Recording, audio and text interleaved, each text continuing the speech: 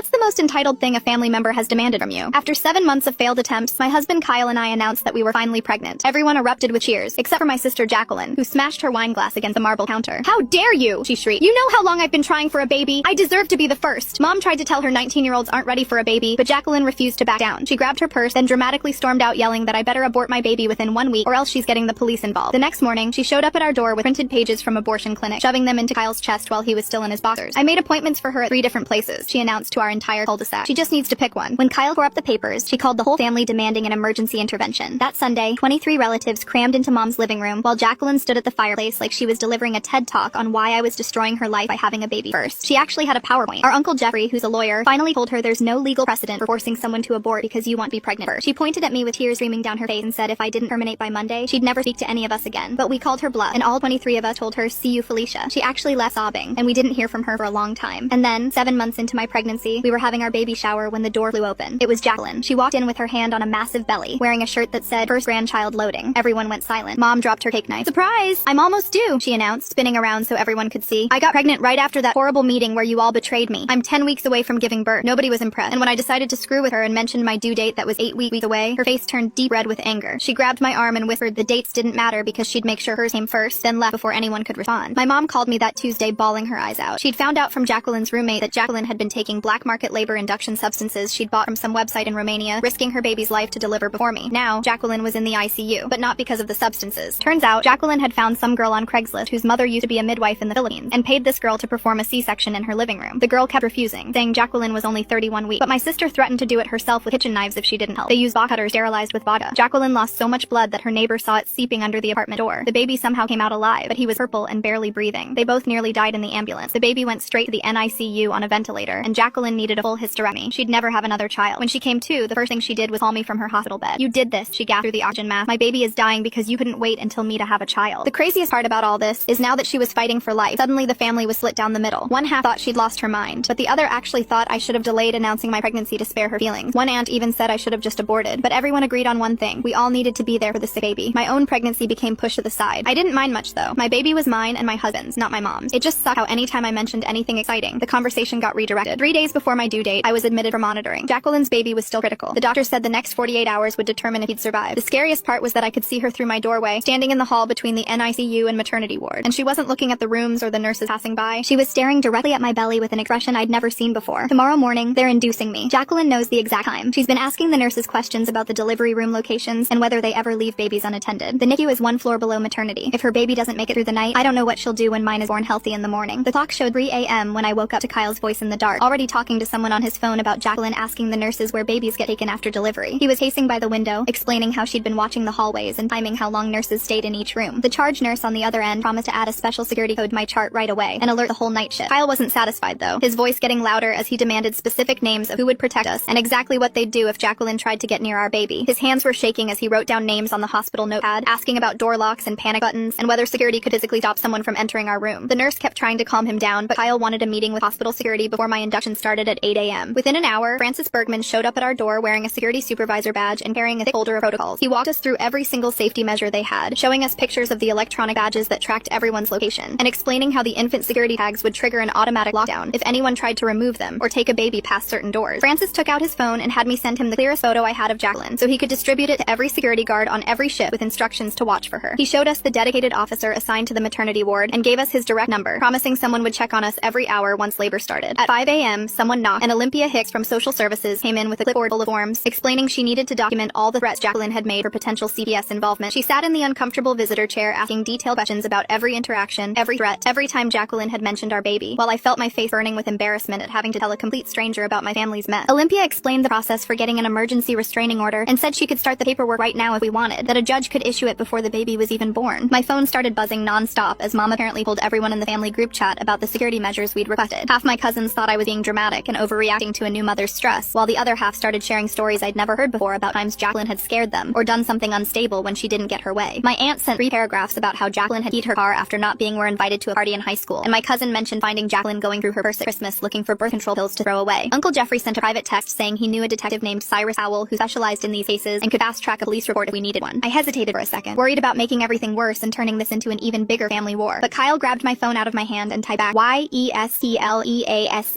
in all caps before I could stop him. A nurse rushed into our room looking worried and told us Jacqueline's baby had taken a bad turn overnight with his oxygen level dropping so low they had to increase the ventilator support and add more medications. She said the NICU team was doing everything they could, but the next few hours were critical, and despite everything Jacqueline had done, I felt my chest tighten thinking about that tiny baby struggling to breathe because his mother couldn't wait 2 more months. The morning shift nurse came in at 7 a.m. and went over the whole delivery room setup with us, pointing out on a map where each nurse would be stationed and emphasizing that babies were never, ever left alone, even for a second. She showed us the matching ID bands we'd all wear with special numbers that had to match exactly or alarms would go off, and she seemed genuinely concerned as she promised to personally stay in the room with us through the entire delivery, no matter how long it took. I grabbed a piece of paper and wrote down exactly 4 names of people allowed to visit us: Kyle, Mom, Uncle Jeffrey, and Kyle's mother, then handed it to Francis along with very specific instructions that nobody else should even be told what room we were in or whether the baby had been born yet. Francis took the list seriously, making me initial next to each name and asking for physical descriptions of each person so his team could verify identities before letting anyone through. Kyle pulled me into the bathroom and closed the door, his whole body shaking as he admitted he was terrified he'd freeze up if Jacqueline actually showed up during delivery, that he wouldn't be able to protect us when it really mattered. He kept saying he should be stronger, should be ready to fight, but all he could think about was how he failed to see this coming and stop it before it got this bad. We held each other in that tiny hospital bathroom, promising we'd protect each other and our baby, no matter what happened, and I could feel his heart racing against my chest as we both tried not to cry. The bathroom door opened, and Francis was standing there with his clipboard, telling us that Jacqueline had just tried getting past the main security desk using a visitor pass from yesterday. She told the guards she needed to check on her baby, but they recognized her from the photo I'd given them earlier and walked her straight back to the NICU waiting area with a warning about restricted access. Francis said she kept arguing with them the whole way, insisting she had a right to see me since we were sisters, but they held firm and told her one more attempt would mean removal from the hospital completely. Kyle squeezed my hand harder as Francis explained they'd now stationed someone specifically to watch for her near all the maternity ward entrances. I could barely process what Francis was saying because Olympia knocked and came in right behind him with a stack of papers that looked official and scary. She sat on the edge of the hospital bed and started filling out forms for mandated reporting, explaining that every threat Jacqueline had made against my unborn child was going into an official record that would trigger automatic CPS review once the baby arrived. Her pen moved quickly across the pages as she asked me specific dates and times, and I watched her write down everything from the wine glass incident to the abortion clinic papers to yesterday's hallway staring. The paperwork felt both reassuring and deeply sad because this was really happening. My own sister was documented as a threat to my child. Olympia kept her voice calm and professional, but I saw her jaw tighten when I described how Jacqueline had grabbed my arm at the baby shower and whispered about making sure hers came first. She made copies of everything and handed me a case number, explaining that this would follow Jacqueline even after she left the hospital and create a paper trail if anything else happened. Mom showed up while Olympia was still there, looking like she hadn't slept in days, and she started crying the second she saw all the official paperwork spread across my bed. She kept saying she was sorry for all the family pressure and how some relatives were taking Jacqueline's side, but then in the same breath she said she couldn't choose between her daughters and hoped I understood. I told her she didn't have to choose. She just had to respect my boundaries and keep Jacqueline away from us, and she nodded, but I could see in her eyes that she didn't really get it. She kept looking at the CPS forms like they were weapons I was using against Jacqueline instead of protection for my baby. My phone rang, and it was Detective Cyrus Powell, Uncle Jeffrey's contact, calling to confirm he was opening an investigation into the illegal surgery and needed details about any threats Jacqueline made before or after the home C-section. I put him on speaker so Kyle could hear too, and started giving him dates and times while Kyle held my hand because the early contractions had just started, making my voice shake as I tried to remember everything. Cyrus asked really specific questions about who else heard the threats, whether I had any texts or voicemails saved, and if anyone had witnessed Jacqueline asking about delivery rooms and baby security. He said the illegal surgery case was solid since they had the confession from the woman who did it, but the threats against me would strengthen the overall case and might lead to additional charges. A knock interrupted our call, and a woman in a suit came in carrying more papers, introducing herself as the hospital's legal representative who needed me to sign forms creating an extra privacy lock on my medical chart. She explained that once I signed, nobody could even confirm I was a patient here unless they were on my approved list. Not even other hospital staff could share information about my room number or condition. It felt like such a small thing, but somehow it made me feel more in control, knowing Jacqueline couldn't sweet-talk some random nurse into giving her information. Kyle grabbed a yellow legal pad from his backpack and started writing down everything that had happened in the past week, saying he was sick of explaining the whole story to every new nurse or doctor who came in. He wrote dates and times and specific quotes, making a timeline that started with the pregnancy announcement and went all the way through to right now, with Francis standing guard and Olympia's paperwork spread everywhere. When he finished, he made 3 copies on the hospital printer down the hall, taping one inside my chart folder, giving one to Francis and keeping one in his pocket. The contractions were getting stronger and more regular, and the nurse came in to check on me, immediately noticing the crowd in my room and suggesting we limit visitors to essential personnel only. Kyle stationed himself by the door like a bouncer, actually crossing his arms and standing with his feet apart, and every time we heard footsteps in the hallway, we both tensed up and looked toward the sound. Francis had to physically intercept Kyle's cousin Jefferson, who showed up with his phone out, trying to FaceTime the delivery to share the joy with the whole family, including poor Jacqueline, as he put it. Kyle's face turned red, and he told Jefferson to leave immediately, or security would remove him, and I felt so grateful I'd married someone who understood that our safety came before family politics. Jefferson tried arguing that everyone had a right to share in the moment, but Kyle just pointed down the hall and said one word, leave, and Francis escorted Jefferson to the elevator. Between contractions that were making me grab the bed rails, Olympia explained that we qualified for an emergency restraining order as soon as the baby was born, which would legally prevent Jacqueline from coming within 500 feet of us or attempting any contact. Kyle immediately said yes without even looking at me, and Olympia started filling out more paperwork while I tried to breathe through the pain that was getting worse every few minutes. A different nurse accidentally entered our room instead of the one next door, and her mistake triggered triggered the infant security alarm, this incredibly loud shrieking sound that made everyone freeze. The whole floor would go into lockdown within seconds if that alarm went off for real, she explained after apologizing, and showed us how the doors would automatically lock and security would flood the unit. After my initial panic at the sudden noise, I actually felt reassured knowing they took baby safety this seriously, and that even an accidental breach would cause such an immediate response. My phone buzzed with a text from mom saying Jacqueline was down in the NICU asking nurses about their break schedules and when they switch shifts and whether babies are ever alone during those times. The next contraction hit so hard I couldn't even respond to the message, just gripped the bed rail while Kyle read it out loud and his face went white. He stepped into the hallway and I heard him talking to someone. Then Cyrus walked in carrying a small black notebook that he handed to Kyle. He told Kyle to write down everything with exact times and dates because we might need it as evidence later, and Kyle immediately started scribbling while I tried to breathe through another wave of pain. The contractions were coming faster now and the nurse checked me and said it was time to move to the delivery room. They wheeled me down the hall with Kyle jogging alongside, still writing in that notebook, and Francis walking ahead of us checking every doorway. The delivery room was bright and cold, and they started explaining all the security stuff again, showing us the matching wristbands we'd all wear, and the special tag that would go on the baby's ankle that would set off alarms if anyone tried to take her past certain doors. The anesthesiologist came in to check my epidural and adjust it while Kyle kept writing, and I could see his hand shaking. The doctor arrived and checked me and said we were ready to start pushing, and suddenly there were more people in the room, nurses getting everything ready, and one of them stayed right next to me like she promised. I pushed and pushed while Kyle held my hand and stopped writing long enough to count with me and tell me I was doing great. Everything hurt, and I was scared but also determined to get my baby here safely, and I kept pushing even when I thought I couldn't anymore. At 7:23 a.m. she came out screaming, and they put her right on my chest all wet and warm and perfect, while Kyle started crying, and the nurse immediately snapped those security bands on her tiny ankle and my wrist. For those few minutes nothing else existed except her little face and Kyle's tears and the weight of her on my chest. They cleaned her up while she stayed on me and did all the checks they needed to do without taking her away, and Kyle took pictures with his phone while tears ran down his face. Within an hour they moved us to a recovery room way down at the end of the hall, past all the other rooms, and away from the elevators, and Francis came with us to make sure our names weren't posted anywhere. The room had no nameplate on the door, and Francis checked that the computer system showed us as private patients with restricted information. Kyle pulled the nurse aside and they worked out a code word system, where if we said pineapple, it meant to immediately take the baby to the locked nursery, no questions asked. The head nurse wrote pineapple in red marker on the shift report and showed it to every nurse coming on duty. My phone started blowing up with messages from family demanding pictures and asking why we hadn't announced anything yet, and Kyle grabbed it and typed one message to the group chat saying we were taking private time to bond and wouldn't be sharing anything right now. The responses came flooding in with people calling us selfish and saying we were being dramatic, and one cousin said we were punishing the family for Jacqueline's mistake. Kyle turned my phone off and put it in the drawer and said we didn't need to deal with any of that right now. Cyrus knocked and came in with his notebook and asked me to give an official statement about all the threats Jacqueline had made, but he kept it short since I was exhausted and still bleeding and trying to figure out breastfeeding. He mentioned the girl who did the surgery was questioned by police and would definitely face charges for practicing medicine without a license and endangering a child. He left after about 10 minutes, and then Dr. Sanford came by to give us an update on Jacqueline's baby. She said he was stable on the ventilator but still critical, and the next day would determine if there was brain damage from being born so early and losing oxygen during that horrible surgery. I held my healthy daughter closer and felt sick with relief that she was okay and guilty for feeling that way when my nephew was fighting for his life one floor below us. Dr. Sanford said Jacqueline was asking about us constantly, and the psychiatric team was concerned about her fixation, but she was too weak to leave her bed, so we were safer now. Kyle's mom texted that she saw something on social media, and when Kyle checked his phone there was a post from Jacqueline saying I stole her thunder and ruined her life by refusing to wait my turn, and she'd tagged every single family member she could think of. The post had pictures of her in the hospital bed looking pale and sick with captions about how I forced her to take desperate measures and now her baby might die because of my selfishness. Kyle immediately took screenshots of everything before she could delete it and added them to the folder he'd started with all our evidence. The comments were already piling up with some family members defending her and saying we should have been more considerate, and others telling her she needed serious help. Francis came back to tell us someone had been calling the nurses station, pretending to be different family members, trying to get our room number, but they couldn't provide the security code, so no information was given out. 20 minutes later, a woman in a suit knocked and introduced herself as the hospital's PR person, and she was holding a folder with printouts from Facebook and local news sites. She sat down next to Kyle's mom and started explaining how someone had leaked details about the illegal surgery to Channel 7, and now reporters were calling the hospital asking for statements. She told us not to post anything online or talk to any reporters if they somehow got our phone numbers, and handed us a card with the hospital lawyer's number just in case. Kyle took photos of everything she showed us, including a Facebook post from someone claiming to be a nurse here, talking about the crazy sister who did her own C-section. The PR lady left after making us promise 3 times that we wouldn't engage with any posts or comments about the situation. Olympia knocked about an hour later carrying a thick folder and looking more serious than I'd seen her before. She pulled a chair close to my bed and explained that CPS had to open an investigation because of how Jacqueline's baby was born, and they needed statements from everyone who knew about her threat. She kept saying we weren't being investigated and we were just witnesses, but she needed to know every single thing Jacqueline had said about taking my baby or hurting herself. I told her about the intervention and the PowerPoint and how she'd grabbed my arm at the baby shower, while Kyle added details I'd forgotten, like the exact words she used. Olympia wrote everything down in her notebook and asked if we had any texts or voicemails from Jacqueline, which Kyle immediately pulled up on his phone. She took pictures of everything, including the screenshot from social media, and said this would help protect both babies from any future incidents. After she left, Kyle went to talk to the nurses about visitor protocols and came back looking upset. He'd found out someone had called 7 times in the past 2 hours, claiming to be his mother trying to get our room number, but they kept failing the security question we set up. His actual mother was sitting right there next to me the whole time holding our daughter, and she looked just as worried as we were. The charge nurse came in right behind him and said they were changing everything immediately, and Francis would handle it personally. Within an hour, Francis was back with a whole new system, including visitor badges that needed photo ID and matching wristbands that that changed color every day. He showed us the new list where he'd personally verify every single visitor and assign someone to walk them to our room instead of letting them wander the halls. He also moved us to a different room at the very end of the hallway with only one way in and cameras covering the whole corridor. Kyle's mom helped us pack everything while the baby slept in her bassinet, and we settled into the new space that felt more like a bunker than a hospital room. Mom showed up the next morning with red eyes and shaking hands. She sat on the edge of my bed and asked if she could bring Jacqueline for just 5 minutes to meet the baby, because maybe seeing her would snap Jacqueline back to reality. She kept saying it might help heal the family and make Jacqueline realize what she'd done wrong. I looked at Kyle and then back at Mom and told her absolutely not, and there was no way Jacqueline was coming near my daughter after everything she'd threatened. Mom started crying harder and said I was being cruel and tearing the family apart, but I didn't chase after her when she left. I just held my baby closer and tried to focus on feeding her while Kyle rubbed my back. My phone rang and it was Cyrus calling with an update. He said Sterling Waite had given a full statement about finding Jacqueline bleeding on the bathroom floor and calling 911, and the woman who did the surgery had confessed everything. She told police that Jacqueline had threatened to hurt herself if she didn't help, and showed them the text where Jacqueline said she'd use kitchen knives if necessary. Cyrus said the evidence was overwhelming, and charges would definitely be filed once the prosecutor reviewed everything, which would probably happen within the week. He also mentioned that Jacqueline might face charges too, once she was mentally stable enough to stand trial, but that could be months away. Olympia came back that afternoon with a different folder and a gentle smile. She said she needed to do a postpartum mental health training with me, which felt weird since we both knew my stress wasn't normal new mom stuff. She asked me questions about sleeping and eating and crying, and then acknowledged that what I was going through was way beyond typical, and she wanted to connect me with someone who could help. She'd already arranged for a trauma therapist to come see me tomorrow right here in the hospital room so I wouldn't have to leave the baby. While she was finishing her notes, my phone buzzed with a text from my aunt saying I should publicly apologize to keep the peace and think about family unity. I didn't even respond, but just showed Kyle, who grabbed my phone and blocked her number while muttering something about people being insane. Francis burst through the door looking angry and out of breath. Someone had tried to get onto our floor using a visitor sticker they'd stolen from the cardiac unit, but security caught them at the elevator when they couldn't answer basic questions about who they were visiting. The person ran before anyone could grab them, but we all knew exactly who it probably was, even though Francis couldn't say for legal reasons. Kyle stood up and said enough was enough and asked Cyrus to come back immediately. When Cyrus arrived, Kyle had already printed out everything, including the security footage Francis had shared and all the screenshots and texts and threats. They sat at the little table in my room, filling out paperwork for an emergency restraining order while I nursed the baby and tried not to cry. Cyrus said the judge would hear our case tomorrow morning through video conference, so I wouldn't have to leave the hospital, and based on the evidence, we'd definitely get at least a temporary order. Kyle held my hand while Cyrus explained that the order would prevent Jacqueline from coming within 500 feet of us or trying to contact us in any way, including through other family members. The door opened and Dr. Sanford walked in, carrying a clipboard and looking less worried than before. She pulled up a chair next to my bed and started explaining that Jacqueline's baby was doing better than yesterday, actually breathing over the ventilator for a few minutes at a time now. The numbers on his charts were going up slowly, and while it wasn't some miracle recovery, it was definitely progress. I held my daughter closer and felt this weird mix of relief and guilt because I'd been praying for that baby, even though his mom wanted to hurt mine. Kyle squeezed my shoulder while Dr. Sanford showed us the chart and pointed to the improving oxygen levels. About an hour later, a different woman knocked and came in wearing a badge that said Child Protective Services. She sat down with this thick folder and started asking if we thought about taking Jacqueline's baby if he survived but couldn't go home with her because of the criminal investigation. My whole body went cold and I looked at Kyle, who was already shaking his head. The worker kept talking about kinship placement and family preservation while I felt like I couldn't breathe because I'd just given birth yesterday, and now they wanted me to take care of a sick premature baby whose mother was threatening. Kyle stood up and told her firmly but politely that we needed to focus on our own newborn, and that taking on a medically fragile infant while dealing with ongoing threats would be dangerous for everyone involved. The worker wrote something down and said she understood but had to document that she'd asked. I started crying from relief that Kyle said what I couldn't get out of my mouth. My phone rang 20 minutes later and it was Mom sobbing and begging us to reconsider the kinship placement. She kept saying it was the only way to keep Jacqueline's baby in the family and maybe help Jacqueline not completely lose her mind. I told her there were other relatives who could help, that she had siblings and cousins who didn't just have a newborn and weren't being threatened. Mom said none of them would do it and we were the baby's only chance, but I had to hang up because I couldn't handle the guilt trip on top of everything else. Francis burst through the door about an hour later with 2 other security guards behind him. They had Jacqueline between them and she was screaming at the top of her lungs about us stealing her baby's only family and destroying her life on purpose. She'd somehow gotten past the desk and made it all the way to our room before they caught her. The other patients in nearby rooms were peeking out their doors looking terrified while Jacqueline kept yelling that we were murderers and thieves. Francis and the guard dragged her toward the elevator while she kicked and screamed the whole way. I felt horrible that all these other new moms trying to recover had to deal with the chaos. A psychiatrist showed up within 30 minutes and asked us questions about what just happened before going to evaluate Jacqueline. He came back 2 hours later and told us she was showing signs of postpartum psychosis combined with trauma from her baby's condition and the consequences of her actions. He'd already started the paperwork for an involuntary psychiatric hold, which meant she'd be transferred to the psych ward and couldn't leave until doctors cleared her. The CPS worker came back that afternoon and clarified that they were looking at all options for the baby, including his father's family who lived in another state. She said we weren't actually the first choice, and she just needed to document that she'd explored every possibility. The relief hit me so hard I almost threw up because I'd been imagining trying to care for 2 babies while looking over my shoulder for Jacqueline. The next morning was our restraining order hearing, and they wheeled in this whole video setup so I wouldn't have to leave the room. The judge appeared on the screen and reviewed all the evidence Cyrus had submitted, including the security footage and documented threats. He asked a few questions about specific incidents, and then granted a temporary restraining order that would keep Jacqueline at least 500 feet away from us and ban any contact attempts for 30 days. He scheduled the full hearing for next month when we'd have to go to the actual courthouse. After the hearing, Kyle asked Francis to show him exactly what to do if the infant security security alarm went off. They spent an hour going through the whole drill with Francis showing him the secure areas and emergency procedures. Kyle practiced over and over until he had it memorized and knew exactly where to go and what buttons to press. Watching him take it so seriously and work so hard to protect us made me love him even more than I already did. That afternoon, I sat with my phone and recorded everything that had happened from the very beginning. I talked for almost 2 hours going through every threat and incident with specific dates and times and details. I saved the recording in 3 different places, including sending it to Uncle Jeffrey and uploading it to a cloud account Kyle set up just for evidence. Having my own record of everything made me feel less helpless and more in control of what was happening to us. The discharge planner knocked on our door the next morning with a thick folder and a worried look on her face. She spread out maps on my bed showing different routes from the hospital to our house with certain streets highlighted in yellow. She explained the yellow ones were the most public and had the most cameras in case we needed proof of anything happening. Kyle took pictures of everything with his phone while she wrote down the direct number for police dispatch that would skip the regular 911 operators. She gave us cards to give our neighbors with a photo of Jacqueline and instructions to call police if they saw her near our property. The whole thing felt like we were going into witness protection instead of just taking our baby home from the hospital. Francis came by while she was still there and added his personal cell number to our emergency contact list. He said he'd already talked to the security company that monitors our neighborhood about adding extra patrols past our house. 3 days later, when they finally cleared us to go home, Kyle spotted his cousin Jefferson sitting in a car in the visitor parking lot with a big camera. Francis checked the security monitors and confirmed Jefferson had been there for 2 hours already waiting for us to come out. We packed everything into bags while Francis arranged for maintenance to bring a cart through the service hallways. The baby stayed wrapped against my chest under my jacket as we followed Francis down empty corridors I didn't even know existed. We went through the hospital kitchen where the staff barely looked up from their prep work. Kyle carried our bags behind us, checking over his shoulder every few steps. The loading dock smelled like old garbage and diesel fumes, but our car was already there with the engine running. Francis had moved it himself using Kyle's keys, so nobody would see us in the regular parking garage. We strapped the baby in while Francis stood guard, and then drove out the back exit that delivery truck used. Kyle took 3 different turns checking the mirrors before finally heading toward our actual neighborhood. Jefferson never even knew we'd left and probably sat there for another hour waiting for nothing. At home, everything looked exactly the same, but felt completely different knowing what we were dealing with. I jumped when our neighbor's dog barked and kept checking the locks even though I'd just checked them 5 minutes before. The baby would cry, and I'd wonder if someone outside had made a noise that scared her. Kyle stayed up after I finally fell asleep, sitting by the window with his phone ready to call 911. We switched places at 3 in the morning when the baby needed feeding, and I took over the watch. Neither of us got more than 2 hours of sleep at a time those first few nights. Every car that drove past made us both freeze and listen until it passed. The doorbell rang on our 3rd day home, and we both panicked until we saw Cyrus through the peephole. He came in carrying a box with a security camera system that some victim fund had paid for. He spent 2 hours installing it on our porch and showing us how to check the feed from our phone. He positioned it to cover the entire front yard and sidewalk so we'd have video of anyone approaching. While he worked, he took more photos of the threatening messages on my phone for the criminal case file. He told us the prosecutor was taking this seriously and building a solid case for when Jacqueline was stable enough to face charges. The next morning, I found a cardboard box on our porch that hadn't been there the night before. The security camera showed Mom had left it at 5 in the morning when it was still dark. Inside were baby clothes from when Jacqueline and I were little, all washed and folded perfectly. Her note said she loved us, but needed time to figure out how to process everything that had happened. She promised to respect our boundaries, but hoped we knew she was thinking of us. I cried holding those tiny outfits, remembering when things were simple and Jacqueline was just my annoying little sister. That afternoon, my phone rang with the hospital number, and my stomach dropped thinking something happened with Jacqueline. But it was Dr. Sanford calling with an update on the baby's condition. She said he'd started breathing on his own for 15 minutes at a time without the ventilator. His brain scans looked better than expected, though they wouldn't know about delays until he was older. The prognosis had shifted from critical to serious, but stable, which should have made me happy. Instead, I felt guilty for wishing he would just stay sick enough that Jacqueline couldn't use him against us somehow. 4 days later, Kyle's phone rang at 2 in the morning with a number we didn't recognize. The voicemail was Jacqueline's voice, shaky and furious, saying we'd destroyed her life and stolen her baby's future. She rambled for 3 minutes about how we'd turned everyone against her and ruined her chance at motherhood. Kyle called Cyrus immediately, even though it was the middle of the night, to report the violation. Cyrus said she must have used another patient's phone at the psychiatric facility, which was a serious breach. The restraining order hearing was scheduled for that Friday, and the judge appeared on our laptop screen from his courtroom. He reviewed the stack of evidence Cyrus had submitted, including the security footage and voicemail from that week. He asked us a few questions about specific incidents and whether we felt our safety was at risk. After 20 minutes, he extended the temporary order to a full year with criminal penalties if violated. He made it clear that any contact attempt would result in immediate arrest once she was released from psychiatric hold. The relief hit me so hard I started shaking, and Kyle had to finish answering the judge's final questions. 2 weeks later, Olympia called to tell us they found placement for Jacqueline's baby with his father's parents in Oregon. The grandparents were stable, financially secure, and had no criminal history or concerning behaviors. They'd already started the interstate placement process and would take custody as soon as the baby was medically cleared. She confirmed we were officially removed from consideration as caregivers, which felt like a huge weight lifting off my shoulders. I felt guilty for being relieved, but also knew we couldn't handle that situation on top of everything else. Kyle scheduled a video call with the extended family for that Sunday to set clear boundaries going forward. 23 relatives joined the call, though half of them had their cameras off. Kyle did most of the talking, explaining we'd send one monthly update email but wouldn't respond to individual texts or calls. He said no surprise visits would be allowed, and anyone who shared information with Jacqueline would be cut off completely. Most of them agreed, though Aunt Chloe kept saying we were being too harsh on someone who was clearly sick. Uncle Jeffrey backed us up, reminding everyone that mental illness didn't excuse criminal behavior or threats. The call ended with uncomfortable silence, but at least everyone knew where we stood. Mom called 3 days later to tell me she'd signed up for therapy at the community mental health center and found a support group that meets every Tuesday for families dealing with relatives who have mental illness. She drove herself to the first meeting that same week and sat in a circle with 12 other people who understood what it felt like to love someone whose brain works differently. The therapist gave her worksheets about setting boundaries and recognizing enabling behavior behaviors, which she actually filled out instead of shoving them in a drawer. She started keeping a journal where she wrote down all the times she'd made excuses for Jacqueline's behavior over the years, pages and pages of incidents she'd brushed off as teenage drama or sibling rivalry. The support group leader explained how mental illness can escalate without treatment, and Mom finally stopped blaming herself for not being able to fix everything with enough love and patience. Cyrus called that Friday while I was trying to figure out the breast pump, his voice matter-of-fact as he explained the unlicensed surgeon had taken a plea deal for practicing medicine without a license and child endangerment. The woman got 5 years in state prison with possibility of parole in 3, though Cyrus said she'd probably serve the full term given the severity of what happened. He mentioned Jacqueline would face her own charges once the doctor cleared her as mentally competent to stand trial, which could take months or even a year depending on her treatment progress. The prosecutor was building a case for reckless endangerment of a child and possibly attempted murder if they could prove she knew the risk to her baby. I found a new parents group at the library that met Wednesday morning. Just 8 moms with babies under 6 months old, sitting on yoga mat talking about normal stuff like diaper rash and whether organic formula was worth the extra money. Nobody knew about my sister or the restraining order or the baby fighting for life in the NICU. They just saw me as another tired mom trying to figure out this whole parenting thing. We compared notes on swaddle techniques and shared recommendations for pediatricians, and I felt like a regular person for the first time in months. The group leader brought coffee and homemade muffins, and we took turns holding each other's babies when someone needed a bathroom break, or just a minute to drink their coffee while it was still warm. The psychiatric facility called Kyle to inform us they were transferring Jacqueline to a specialized long-term treatment center 2 hours away that focused on postpartum psychosis and trauma-related disorders. The intake coordinator explained she'd be there for at least 6 months, possibly longer, with no set discharge date until the treatment team felt she was stable enough for outpatient care. They had strict visiting policies, and all communication had to go through the clinical team first, which meant the restraining order would stay in full effect even while she was hospitalized. The facility specialized in cases like hers where criminal charges were pending alongside mental health treatment, with security protocols to prevent patients from leaving without authorization. Dr. Sanford caught us in the hospital parking lot during our 2-week checkup, having just come from checking on Jacqueline's baby in the step-down nursery. She explained his brain scans showed some areas of concern that would likely result in developmental delays, though they wouldn't know the full extent until he was older and hitting milestones. The grandparents from Oregon had arrived and were learning how to manage his feeding tube and monitor his oxygen levels for when they could finally take him home in another month or 2. She handed us a photo they'd asked her to share. Just a tiny baby in a onesie that said, "Little fighter," with tubes and wires attached but eyes wide open, and he looked exactly like Jacqueline did in her baby pictures Mom kept on the mantle. Kyle sat down that night with his laptop and created a family communication system, using a group email that would go out once a week with basic updates about the baby and nothing else. No individual texts or phone calls unless there was an actual emergency, no discussing Jacqueline's situation unless it directly affected our safety, no sharing photos on social media where she might see them someday. He set up an auto response for any family members who tried to contact us outside the weekly email, politely directing them back to the boundaries we'd established. The system felt cold but necessary, giving us space to be new parents without constant family drama, while still maintaining some connection for the relatives who'd respected our boundaries. I pumped extra milk every morning, and Kyle would drive it to the hospital in a cooler marked for the NICU donation program, along with the preemie clothes we'd bought just in case our daughter came early. The NICU coordinator never asked who it was for, but I think she knew, giving us a small nod of understanding when Kyle dropped off the supplies at the desk. We never visited Jacqueline's baby directly, but this felt like the right amount of help, supporting an innocent child without putting ourselves back in danger. During a 2 a.m. feeding when the house was completely quiet except for the white noise machine, I held my daughter against my chest and felt her tiny heartbeat while she drank. The family drama wasn't fixed and probably never would be completely, but we'd built walls around our little family that felt strong enough to protect her from the chaos. My phone sat silent on the nightstand, no angry texts or guilt-trip voicemails, just peaceful darkness and the soft sounds of my baby breathing. That's a wrap for now. Thanks for just hanging out and exploring all these little details with me. Until next time, subscribe for more content like this.